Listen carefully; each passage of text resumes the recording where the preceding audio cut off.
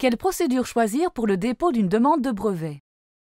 Un brevet est un droit territorial, c'est-à-dire qu'un brevet belge n'a de valeur qu'en Belgique et pas en France et vice-versa. Chaque pays de par le monde a édicté ses propres règles en matière de délivrance de brevets et dispose d'une instance appelée office qui est la seule habilitée à délivrer un brevet. Une personne qui veut déposer une demande de brevet en Belgique, en France, en Espagne, en Grande-Bretagne, aux USA et au Japon peut s'y prendre de différentes façons. La première possibilité est de s'adresser directement auprès de chacun des offices des pays concernés. Il dispose pour cela d'un délai d'1 an à partir du premier dépôt, pas un jour de plus, appelé délai de priorité. Après quoi, il ne pourra plus étendre la portée géographique de la protection de son invention. Dans la seconde possibilité, certains pays se sont rassemblés pour offrir un examen unique des demandes de brevets introduites. C'est le cas de l'OEB, l'OAPI, l'ARIPO, l'Eurasie, le GCC. Ces demandes concernent donc plusieurs pays. La troisième possibilité est de passer par l'Office mondial de la propriété intellectuelle, qui a mis en place un mécanisme de demande unique pour plus de 150 pays, appelé PCT. À partir de cette demande unique, on peut donc choisir de solliciter chacun des pays souhaités ou de passer par des phases nationales comme celle de l'OEB. Toutes les possibilités se valent, il ne s'agit que d'un choix stratégique. Il se dégage cependant une voie plus utilisée que les autres que nous allons vous décrire. Après avoir fait une étude d'antériorité pour vérifier que son invention est brevetable et fait rédiger son brevet par un spécialiste, une entreprise dépose sa demande dans un pays donné. Dans notre exemple, la Belgique.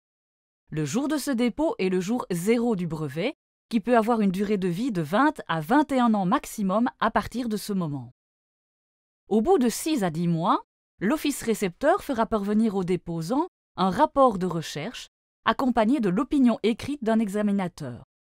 Le contenu du rapport et de l'opinion écrite permettra au déposant de juger de l'opportunité de poursuivre sa démarche ou de l'abandonner. S'il décide de poursuivre, il pourra soit solliciter directement les pays qui l'intéressent, soit passer par des examens régionaux, soit passer par le PCT. Dans tous les cas de figure, sa demande sera publiée avec tous les détails dans les bases de données et donc facilement accessible à tous après 18 mois. L'avantage du PCT est d'offrir au titulaire 18 mois de plus pour parfaire sa production ou encore sa stratégie commerciale et donc choisir son étendue géographique.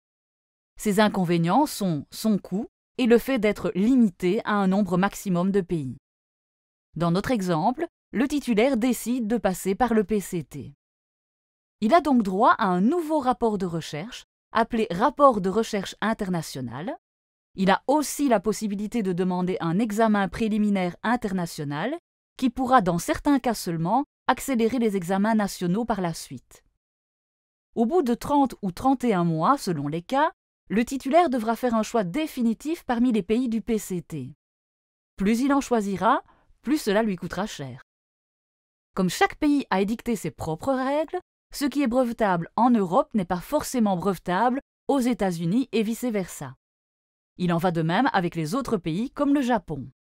Les durées d'examen seront elles aussi différentes d'un pays à l'autre. In fine, le déposant se verra délivrer ou pas un brevet dont la portée juridique, le texte des revendications, pourra être différente d'un pays à l'autre. C'est pourtant sur base de cette portée juridique que pourra être établie par la suite la qualification de contrefaçon.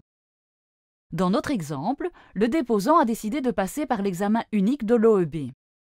Comme il s'agit bien d'une procédure unique et pas d'un brevet unique, il doit encore choisir les pays parmi ceux qui ont signé la convention et dans lesquels il souhaite que son brevet produise ses effets.